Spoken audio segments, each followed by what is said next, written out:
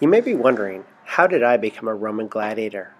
Like many of my fellow gladiators, I was captured when the Roman army invaded Samnite. I remember fondly my native Samnite. My wife and I lived the simple life of a farmer in our mountainous land. When word came that the Romans were attacking, I was forced to join our army as a foot soldier.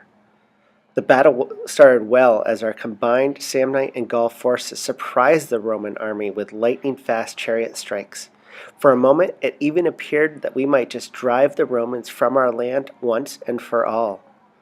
Alas, the Roman soldiers were too disciplined, were too well trained, and had great leadership. Soon they rallied and crushed our army. I was captured and enslaved by the Romans. On the long, grueling journey to Rome, I was close to starvation and constantly beaten. Many of my companions died on that forced march, but I made it. Once in Rome, I was sold to a wealthy slave owner who forced me to become a gladiator. My training began as I was sent to a ludus gladiatorius, a gladiator school where I was taught to fight. Some of my fellow gladiators were slaves, criminals, and Christians, but most, like me, were captured enemy soldiers. My training at the ludus gladiatorius was rigorous. I worked hard to build my strength with exercise and lifting weights. In the gladiator fights, we represented Rome's enemies, so it was natural, me being a Samnite, that I was trained to become a better sword fighter and learn to better protect myself with a large shield and helmet. The days were long and hard at the training school, but I received 3 meals a day and excellent medical attention. Slowly but surely, I was becoming a well-trained Roman gladiator.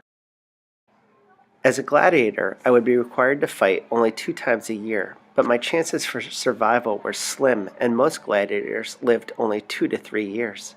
I was confident that I would last much longer than that. Soon the day of my first fight was upon me. I found out that I was to fight a Rotarius. I remembered that my trainers said that the Romans loved to see 2 men with very different fighting styles fight each other to the death. The Rotarius was a large man who was lightly armored but had a long reach with a trident and a net. He would be stronger than I was, but I had the advantage of speed. As the gladiator battle got started, my training kicked in, and I quickly danced and weaved, trying to strike swiftly with my sword. I knew that if I could make him fight for a long time, he would tire and I could finish him off. His trident had a very long reach, and his net was even longer. I had barely scratched him. I had to keep moving quickly and wait for my chance to strike. My plan was working until I dodged the stabbing of his trident and got caught up in his net. I desperately struggled to free myself from the net that ensnared me, but I was hopelessly trapped. My opponent moved in for the kill. The crowd was on its feet chanting. Some were yelling, "Midday, let him go," but most were in a bloodlust and chanted, "Lugula, kill him!" I raised my index finger on my left hand as a plea for mercy. The emperor heard the crowd's roar, though, and lowered his thumb.